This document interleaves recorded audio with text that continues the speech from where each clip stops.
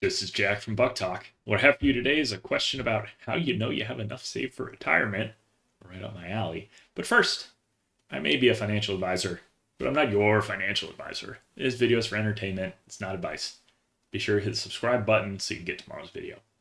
All right, let's take a look at the question for today. So it's a short one, but it's a doozy.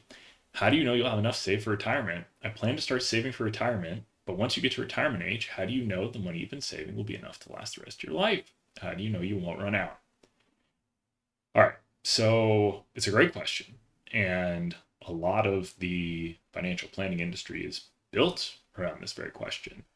And most professionals will tell you that the way you know is by modeling it out. You need to model it out with all of the big variables that might come into play. The big ones are going to be how much you have saved up and how much are your expenses. Right, most things are going to boil down to that. You also want to know, hey, what are your sources of income? How are things going to be taxed? Right, there are lots of variables, but fundamentally, you need to figure out how much your draw each year is going to be from the portfolio and whether you think your portfolio can sustain that. And part of that is understanding, okay, what are the expected outflows? What are the expected inflows from things like Social Security? And then how much do you expect to have saved up by that time?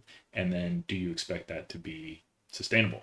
So usually the way that you do that when someone's real serious about it, they're 55 or 60 and they want to retire and they want to know, do we have enough to do that?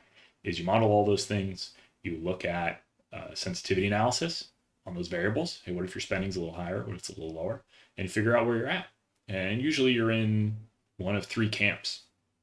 Usually it's either very obvious that you have enough assets to cover your spending, and there's a lot of room for error. If you need to move into an expensive retirement community, and that's where everything's going to get paid for. It's going to be more than you spend today. It's still fine, right? That's the one category. That's the most comfortable category to be in.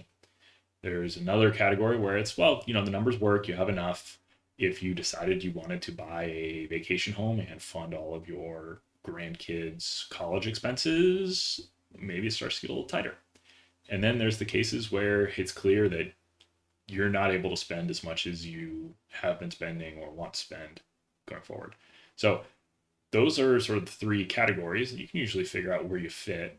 And people's draws, the amount that they need to take from their portfolio, do sometimes change over time, right? I gave the example someone might be 60 and thinking about retirement. They might not start their Social Security benefits till they're 70. Well, that means the draws in those first 10 years are going to be higher, right? So you really do need to know what that looks like. But, and I'm sure this get mentioned many times in other places, there are rules of thumb about how much you can draw. And the 4% rule is probably the most famous safe withdrawal rate rule in personal finance. And everyone's got their own pet quibble with it, but it says a lot that it's stuck around this long.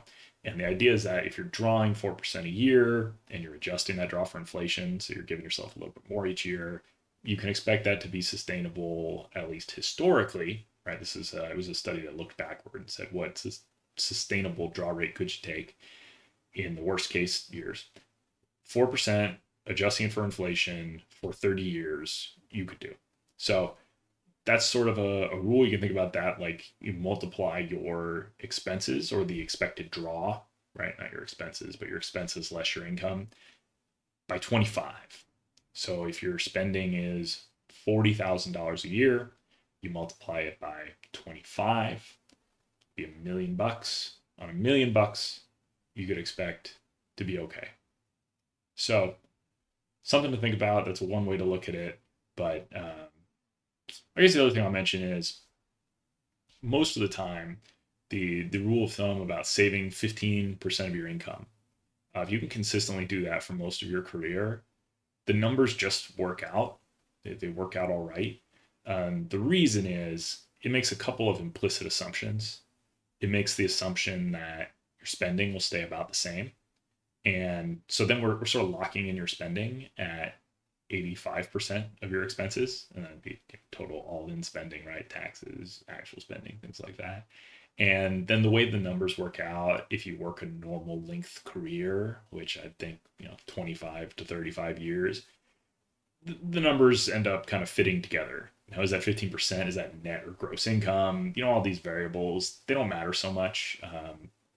And the details, of course, matter. If your retirement is going to be more expensive than your lifestyle while you're working, okay, maybe 15% isn't the number. There's nothing magical about it. But generally, if you're hitting those benchmarks, that 15% a year savings, and the withdrawals seem like they'll be about 4% of what you have built up by then, if you're getting to a point where they're more built up, then you'll probably be okay. But there's no substitute for just running the numbers. Hope that helps. Good luck.